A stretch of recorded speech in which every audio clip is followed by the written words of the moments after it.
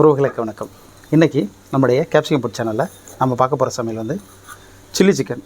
இந்த மாதிரி பாத்திரத்தில் சிக்கனை கொட்டிக்கிட்டு அதில் இந்த மைதா மாவு, கார்ன் மாவு, இந்த அளவுக்கு உப்பு, பெப்பர் தூள் இது எல்லாத்தையும் கொட்டிக்கணும். இந்த முட்டையும் இதில் போட்டு நல்லா பிசைஞ்சு விடணும். நல்லா பிசைஞ்சு ஒரு அரை மணி நேரம் ஊற விட்டுற வேண்டியதான். பாத்திரத்தில் நம்ம இந்த சிக்கனை பொரிக்கிற அளவுக்கு எண்ணெய் ஊற்றி சூடுபடுத்தியிருக்கோம். இந்த சிக்கனை அப்படியே பொரித்து எடுக்க போகிறோம்.